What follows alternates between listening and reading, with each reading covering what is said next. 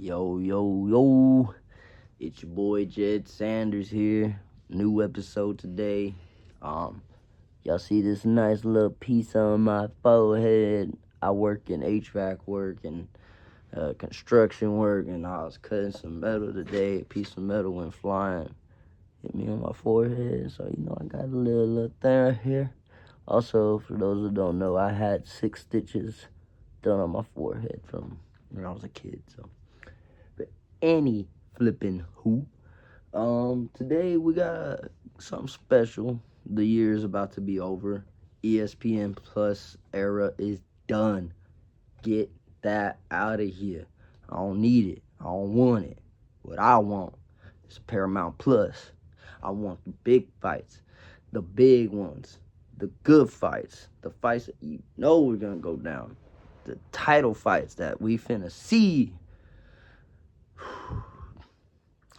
I know some of y'all might not keep in tune or be in tune like that, but recent news, Ilia Topuria will be vacating his title because of personal issues with his family and such and so on.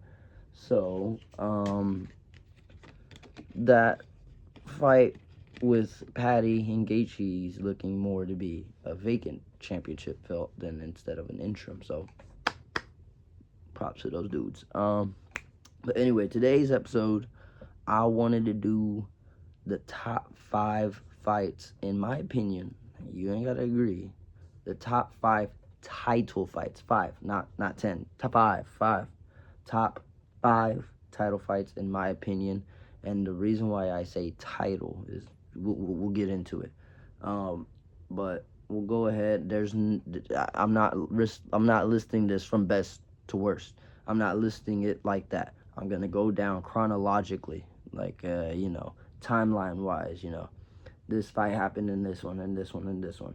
The first fight that I want to say on my list would be Merab Dvalishvili versus Umar Nurmagomedov at UFC 311. That fight right there was a fun fight. It was kind of not short notice, but it was very late notice for Merab. He had just won his belt against Sean O'Malley, and I believe this was his first title defense against Umar. And they were really pushing for this fight to happen very soon. And even Umar, he had only beaten one contender at the time, which in my opinion, I didn't believe he had earned that title shot. But when you're Merab and you've already beaten everybody that's coming up except for Umar, well then you got no one else left to beat, which he then ended up fighting Sugar later on. But next up on my list for another badass title fight this year would be Alexander Volkanovski versus Diego Lopez at UFC 314. Now that I don't even need to get into it. You guys know we're getting another fight because of how good that first fight was. I know some people don't agree with Diego Lopez getting not an immediate shot. He's not getting another. He's getting another shot, but it's not immediate. He had to fight somebody who they were hyping up to become the next featherweight number 1 contender. They were propping John Silva up to be the next guy. They were doing all these promos with him and Volk facing off with each other. The Volk and the Fighting Nerds and I forgot the name of theirs. Like the JDM and what is it? The City something, City Kickboxers. I forgot what they were called. But you get what I'm saying. They had the whole face-off thing. If you were there, you seen it, you know that that's who they wanted, and they put him up against Diego Lopez. I believe that if he would have beat Diego Lopez, this would have been John Silva versus Volkanovski. I like Lerone Murphy, and I like Movzar, but Movzar's not active enough. And Lerone knocked out Pico, and he wasn't even a ranked guy. He was hyped, but he wasn't anybody like John Silva, who was on the come up. And so their first fight, amazing fight. I know the second fight's going to be fucking sick. Third fight on my list, Belal Muhammad versus JDM. Let me tell you guys, at UFC 315, let me tell you guys, I did not think JDM was going to be able to stuff the takedowns of Belal.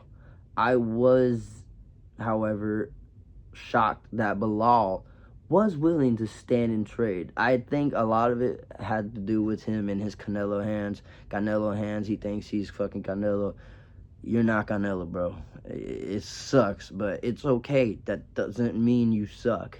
It just means you're not Canelo. You're Belal Muhammad. You mix it up and you go for the takedowns. You don't stand and trade. And although I will say JDM was stuffing all the takedowns perfectly, he didn't have a great performance against Islam. I thought that would have been a more competitive fight. I thought JDM would have been able to beat Islam. I might sound dumb for saying that. But at the time when you watched this fight with him and Belal, it was like, damn, dude, he's making light work of Belal. Well, not light work, but he's working them. He's showing he can't take him down. So I had this idea that maybe if he could do that, he should be able to do Islam. Nope, I was wrong. Wrong. But anyways, next one up for my number 4. Some of you guys are gonna fucking flip out. Some of y'all are not gonna agree with this. Some of y'all might even discredit me. Y'all might not fuck with it. Max Holloway versus Dustin Poirier for the BMF title at UFC 318. I think that was one of the best fights of the year. I don't care who you are. It's a title fight. When you go back and you look at it, there's a little C right next to Max's name. You can get fucking pissed off all you want, but you know what? Hey, dude, it's a title fight. I didn't say championship fights, and that's what I meant at the beginning when I said that it's all title fights, not championship fights.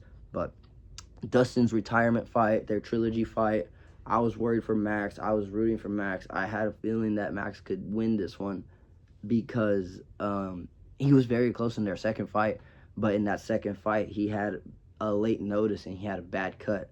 Muffin Top Max, if some of y'all remember that. But, because of how close that fight was, and then seeing as Dustin was on his way out, I had a feeling that Max was going to win this fight. He almost knocked him out a few times, and he almost got knocked out by Dustin, too, in that fight. So it was a phenomenal firefight, back and forth. You talk about going out there, giving it all. Although that last 10 seconds, we all expected Poirier to bite down too, but he got clipped. He said, I'm not going down like Gaethje.